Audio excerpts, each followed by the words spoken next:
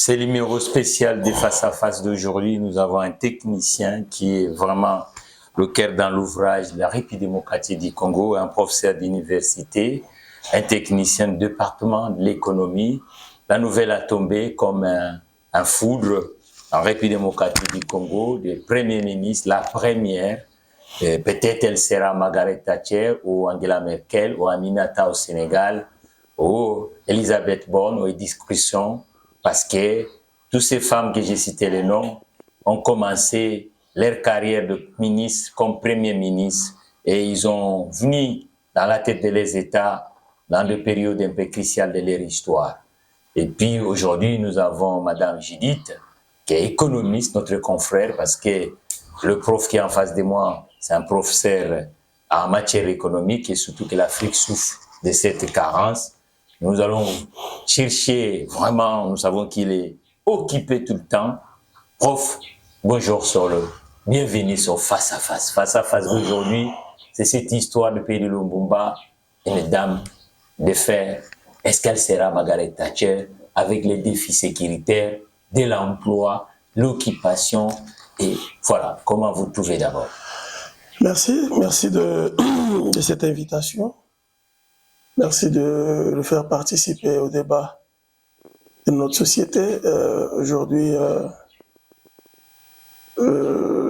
c'est l'actualité, la désignation de Madame le Premier ministre, Judith Toloka.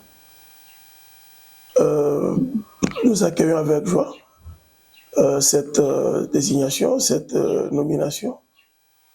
Il est vrai, comme vous le dites, qu'il y a beaucoup de défis. La RDC est un pays à multiples problèmes. Socio-économiques, et à cela s'ajoutent des questions sécuritaires. Donc la guerre à l'est de la République démocratique du Congo depuis environ 30 ans, depuis 1996, que nous sommes agressés par un pays voisin qui n'a que pour ambition s'enrichir sur le sang, en buvant le sang du peuple congolais.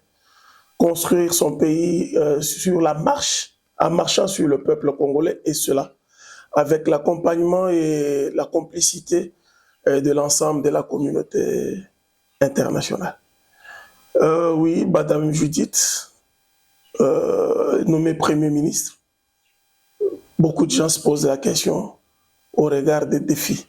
Et le seul défi sur lequel on pense qu'elle ne pourrait pas être capable de relever, c'est les défis sécuritaires. Parce que nous sommes en temps de guerre et qu'il faut prendre des décisions importantes, parfois difficiles, pour pouvoir résoudre cette question. Comme je l'ai dit tout à l'heure, la RDC connaît une agression d'environ 30 ans. Et pendant toute cette période-là, les hommes ont géré ce pays. Les hommes l'ont géré. Est-ce que nous avons eu des premiers ministres. C'est le problème des genres ou c'est le problème de style? Parce qu'il y en a qui disent que Mme Judith Toloka vient d'être fraîchement mise sur le plan, la planification nationale.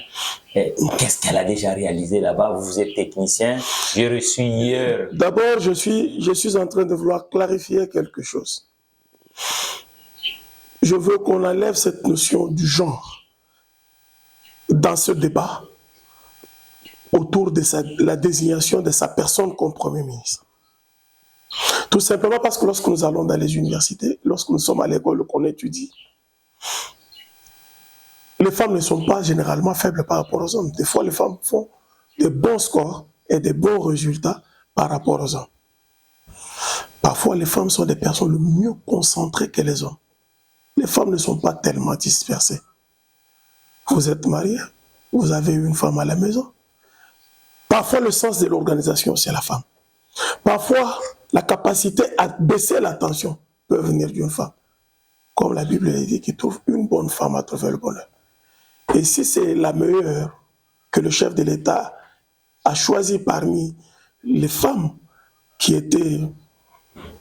avec lesquelles il aurait déjà travaillé ou il a travaillé, donc le chef de l'État qui a le pouvoir discrétionnaire de se désigner la personne qui l'accompagne sa démarche politique, dans sa vision, a trouvé mieux que ce soit Madame Judith Toloka, qui, lorsque vous regardez sur papier, parce que ce qui nous donne la présomption de connaissance, c'est les études faites et le papier que nous avons acquis.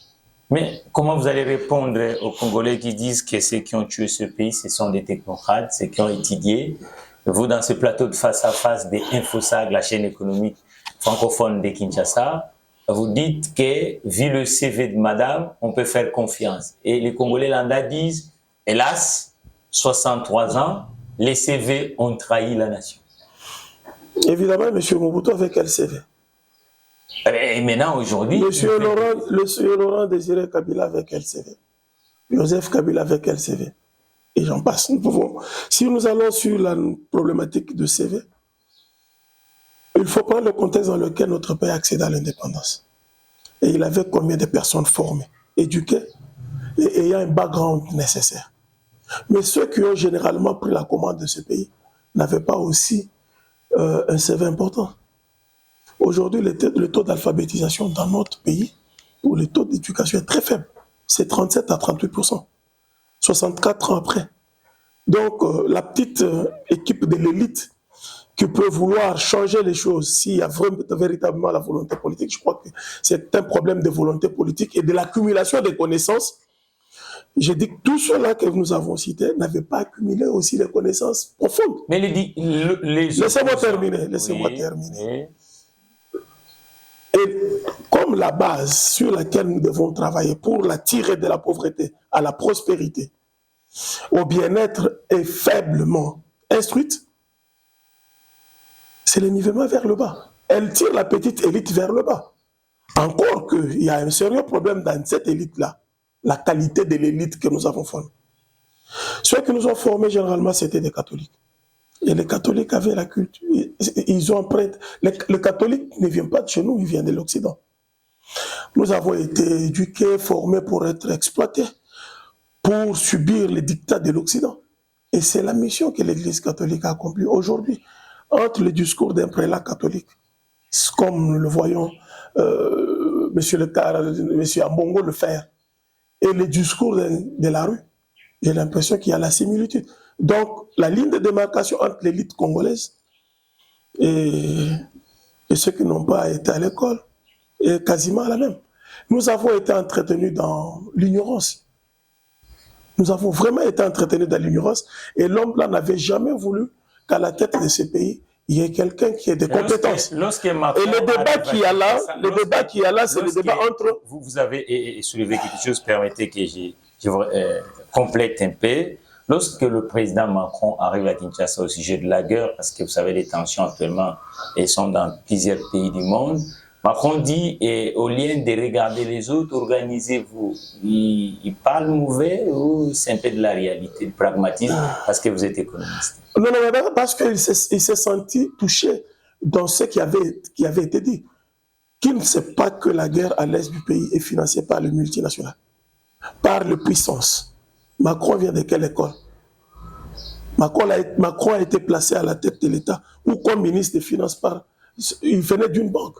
Tu viens de la France. Rothschild. Il vient de Rothschild. D'affaires qui permet aussi aux industriels d'exister et d'innover. Il vient du groupe Rothschild. Oui. Et les Rothschild, tu le connais en France, c'est qui ils sont.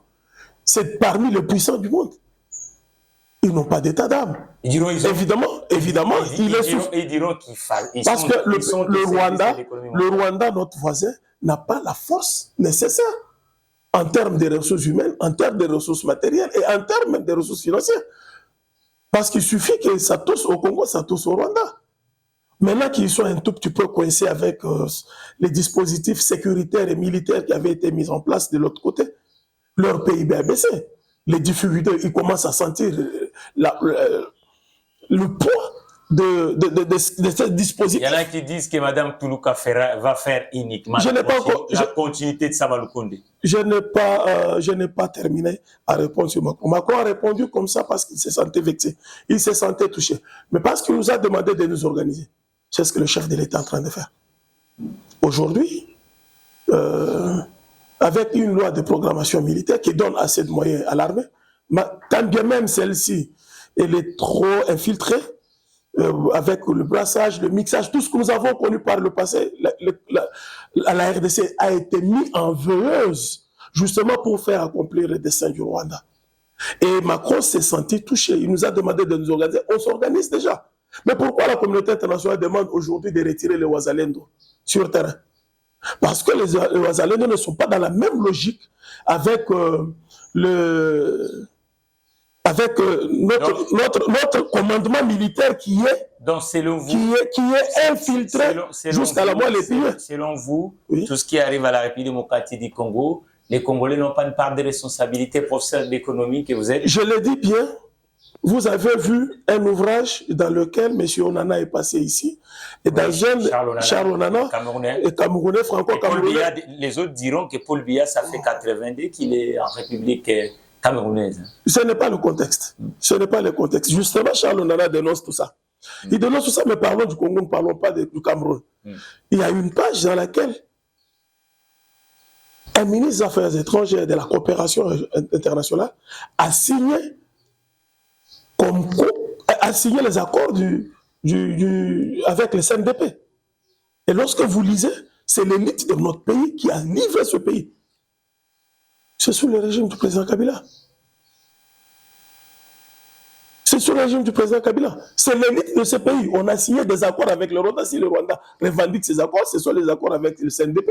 Ce sont les accords du 23 mars. Maintenant, revenons par notre sujet d'aujourd'hui. Madame Judith, les gens disent que la continuité... Il y a une responsabilité de l'élite congolaise corrompue, de l'élite congolaise qui a loyauté partagée, et des gens qui n'avaient pas le sens véritable de la dignité pour s'assumer et comprendre que les gens qui ne courent pas derrière l'argent, parce que la plupart courent derrière l'argent, qui devaient s'assumer et sauver ce pays, ils ont mis ce pays dans un pétrin, et l'histoire, ils répondront devant l'histoire. Ça, notre jeunesse devra le savoir. Non, Madame Judith ne sera pas la continuité de Sama Lukonde. Le profil n'est pas le même. Madame Judith, je risque de faire sa défense, mais intellectuelle que je suis, Madame Judith a fait d'autres études que les études que Sama Lukonde a faites. Elle a fait les études d'économie. L'économie est une discipline sociale. Mais disons, la politique est ancrée, la politique domine dans tout. Sama n'était pas un grand baron de la politique. Madame Judith aussi, parce que les opposants disent ça, elle est comme Sama parce qu'elle n'est pas un grand politique. Le débat tournera autour de la prospérité du Congo, du développement du Congo, de l'industrialisation du Congo et du relèvement social de ce peuple. Il suffit seulement de mettre l'homme au centre de la préoccupation de l'homme politique. J'ai dit, Madame Judith a fait les études d'économie. Non seulement qu'elle a fait des études d'économie, elle a fait l'option finance. Il n'y a pas d'actif ici, mais c'est passif. Et puis après, elle va faire encore les études de développement. De développement, des questions, des situations de guerre et comme ça. Donc, elle est quasiment dans sa peau, contrairement à M. Sama Lukonde qui était un informaticien. Chimiste?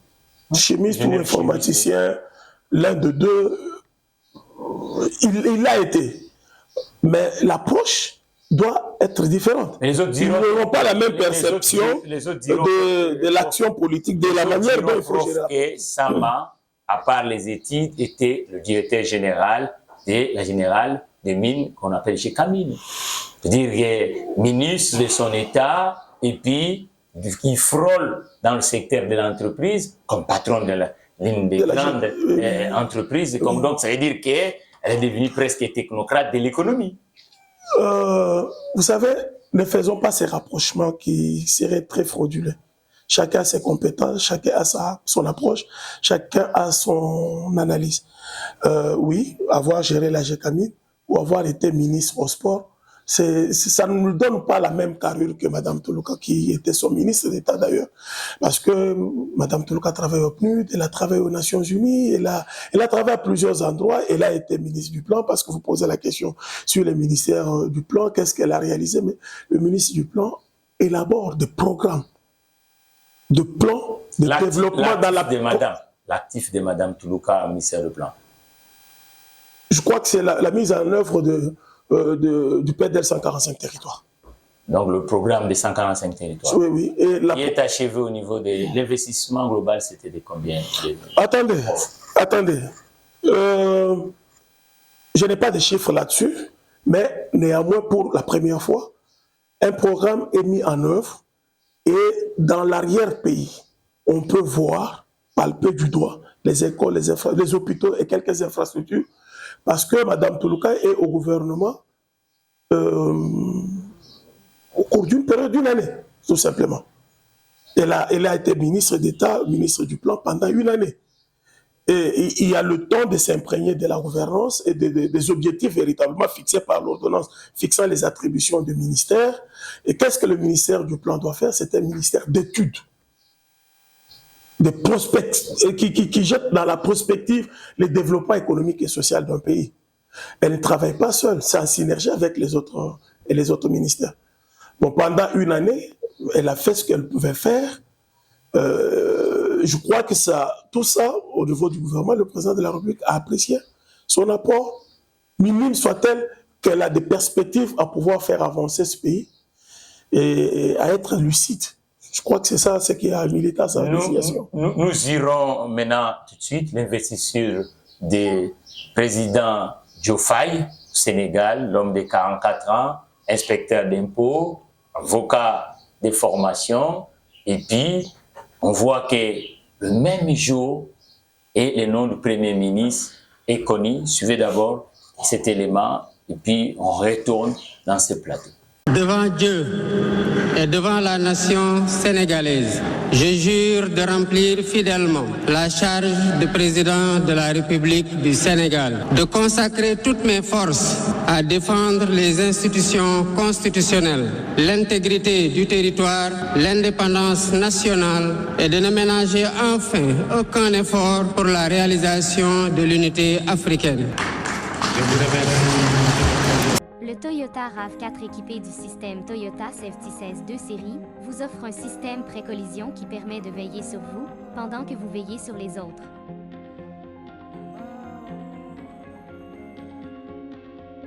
Actuellement, équipez-vous Toyota RAV4 chez Spécial Auto Garage. Prof, vous avez vu du côté du pays des Lions de la Teranga, l'opposition, tout le monde, la société civile derrière le 5e président sénégalais, le pays des Lions de la Teranga, comme j'ai dit, de Youssoufa, qui est notre compatriote, la maman est sénégalaise. Je l'ai vu aussi, parce qu'on dit soi-disant c'est le Diomaye, c'est vraiment le supporter de Youssoufa, le fils de l'aîné Tabouley. Et puis, on voit le même jour, est-ce que ça peut se faire au Congo? Parce que nous, c'est le mois de décembre qu'on a vu que le président a été élu. Nous sommes dans le même système politique semi-présidentiel, sauf qu'il y a un peu d'exception du côté de Senghor. Le président Senghor, Cheikh Anta Diop, vous le connaissez, vous êtes intellectuel, mais chez eux, le président est investi, le président fait un gouvernement avant même l'élection législative. Qu'est-ce qui fait, quel paradoxe entre les deux États? Merci. D'abord, le régime politique est différent. Le nôtre, il est différent de celui du Sénégal. Semi-présidentiel toujours, non? Ils ont Non, ils ont un régime présidentiel. Au Sénégal, c'est un régime présidentiel. Et pourquoi il y a un premier ministre? Oui. Ils ont un régime présidentiel où l'exécutif est entre les mains du président de la République. Et le législatif est partagé entre le gouvernement et le Parlement, de l'Assemblée nationale. Mais c'est un régime présidentiel. Mais vous ne voyez pas qu'ils sont en avance par rapport à nous, au moment où on voit que l'homme est investi, il fait un Justement, j'ai dit que... Chez nous, ici, l'homme est investi, il continue toujours avec l'ancien gouvernement, ou chez eux, ils vont faire les élections anticipatives, mais avant même les élections anticipatives, le nom du Premier ministre... Nous n'avons pas le même régime que la France, et ils ont copié pratiquement tout sur la France. Mais l'exécutif, j'ai dit, ils ont un régime présidentiel. Le patron de l'exécutif, c'est le président de la République, chez eux. Oui. Et j'ai dit, le législatif est partagé entre le gouvernement, d'une part, et l'Assemblée nationale. Voilà pourquoi... Mais pourquoi nous comprenons? Voilà pourquoi... Parce que ça va vite. Voilà. Les dilemmes de la démocratie. Laissez-moi d'abord terminer. Voilà pourquoi ils vont procéder à une élection législative anticipée afin de donner au Premier ministre élu et désigné, nommé, et au président élu au suffrage universel direct, une majorité qui lui permettrait de réaliser son projet de société. Tandis qu'en République démocratique du Congo, nous avons un régime semi-présidentiel où le président de la République a quelques prérogatives propres à lui, mais c'est le Premier ministre qui répond devant le Parlement. Nous sommes dans une sorte de bicéphalisme politique. Et là, c'est différent. La République démocratique du Congo est gérée par une constitution du 16 février 2006, la constitution des belligérants, qui faisait de beaux yeux, de 12 yeux à nos amis du RCD, les Rwandais du RCD, et qui avait un agenda différent de notre agenda. Et la communauté internationale au niveau de Sun City a voulu nous imposer un régime politique qui ne donne pas assez de pouvoir au président, qui donne le pouvoir au Premier ministre, et puis qui organise une architecture institutionnelle telle qu'aucun parti politique n'ait la majorité parlementaire nécessaire de 250 plus 1. Et donc, tout avait été fait pour une inclusion et une gestion commune des choses, telle qu'il n'y ait pas le plus puissant au-dessus des autres. Alors, c'est là que ça appelle la nécessité de révisiter notre constitution. Chaque jour, lorsque le peuple gémit, parle, chef de l'État à l'élection du Cameroun, chef de l'État à l'élection du Cameroun. Or, vous ne sentez plus de plus en plus la place ou la puissance du Premier ministre. Et donc, il faudrait que nous révisitions cette constitution. Nous perdons 3 mois comme ça, pendant que le peuple a son regard tourné vers les élus, et les élus, ça nous prend tout le temps que ça peut nous prendre, tout simplement à cause de la lourdeur de notre constitution. Donc pour vous, vous êtes des réformistes, vous dites qu'il faut réformer la constitution. Il faut la rédiger, la reprendre, la refaire d'ailleurs, parce qu'elle a beaucoup d'incongruités, et l'une soulevée par votre personne, c'est le délai qu'il y a entre l'élection du président de la République, qui est élu au même moment avec les députés, mais la mise en place du bureau définitif de l'Assemblée nationale, en commençant par la mise en place du bureau provisoire, la rédaction du règlement intérieur, et dans ce règlement intérieur, qu'est-ce qu'on a changé de plus profond? Mais on voit que si c'est quelques petits ajouts. 1960, le partenaire historique était Atlantis, ça veut dire que les Européens, où Lumumba s'est débarqué, Kasavubu avait aussi ses lignes. Nous voyons aujourd'hui Diomaye, le fils de cette génération-là, dit que le partenaire soit à l'aise, mais il faut revoir les accords de partenariat, tels que par exemple la pêche. Ici, si on revient en arrière, il y a eu aussi cette façon de voir à Kinshasa de revoir les contrats miniers.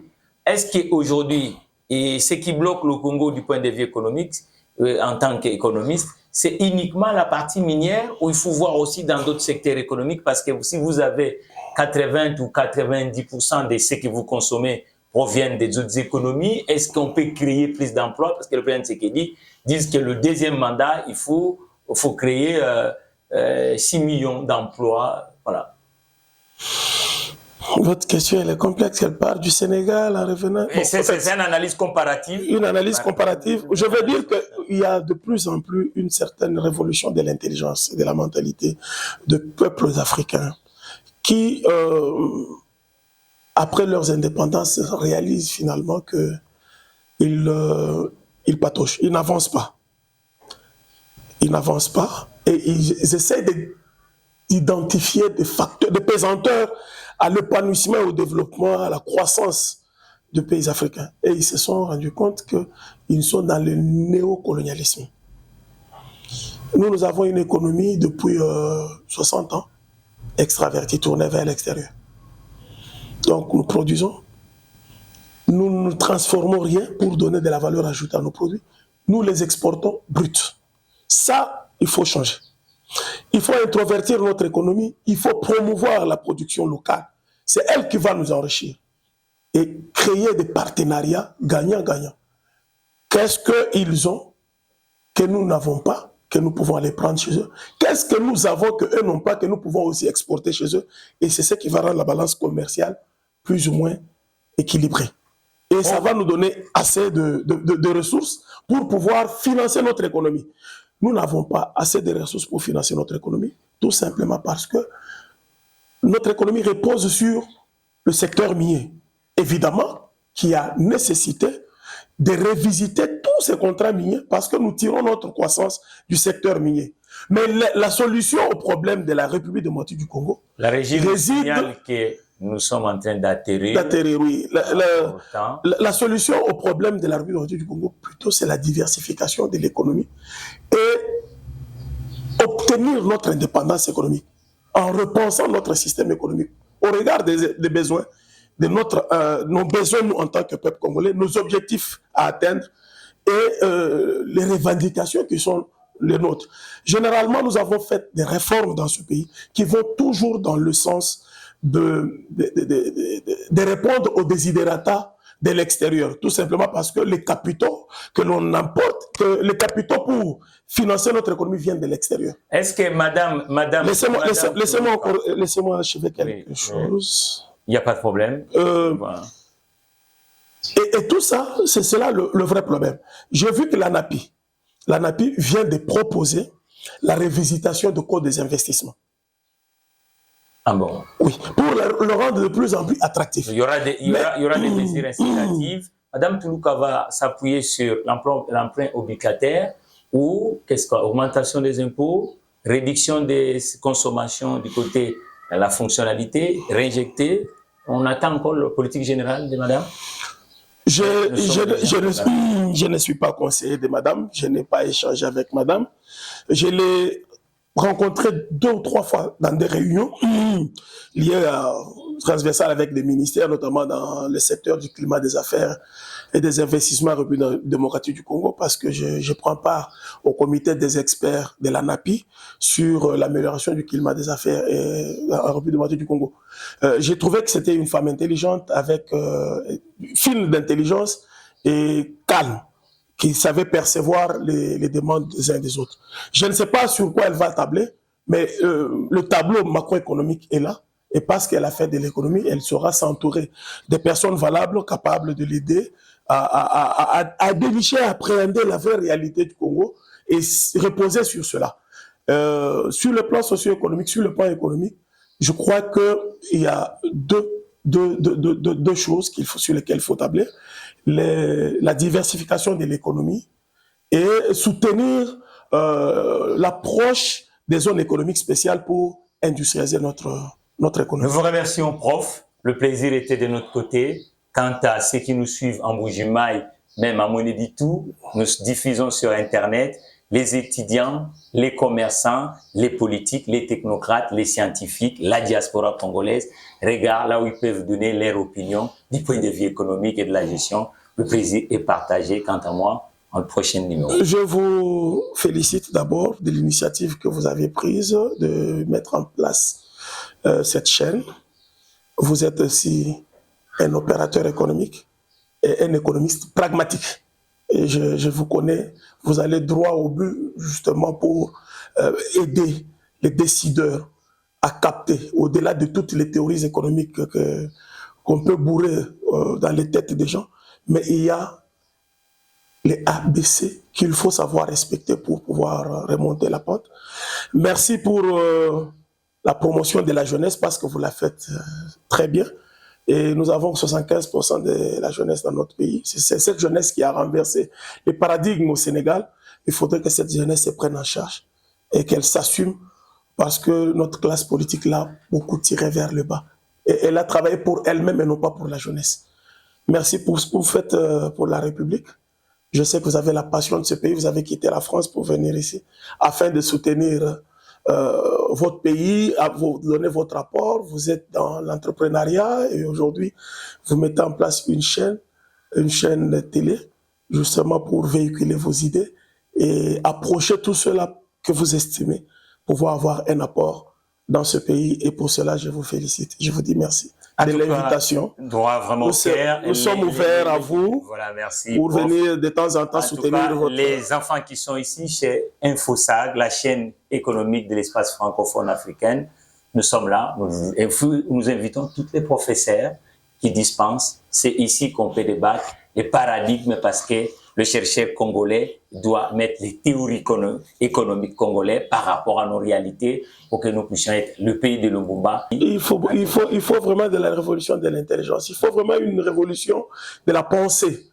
Il faut une remise en question. 64 ans après, nous devions nous émanciper. Et je crois que nous allons y arriver. Le discours en Afrique, et même le président de la République au jour d'aujourd'hui, c'est de dire que l'Occident doit avoir le respect du peuple africain et nous, peuple africain, devons nous consolider, nous mettre ensemble pour pouvoir relever les défis qui est les nôtres parce que les autres là ne nous attendront pas. Le plaisir est partagé. Je vous remercie. En tout cas, à la prochaine occasion, professeur.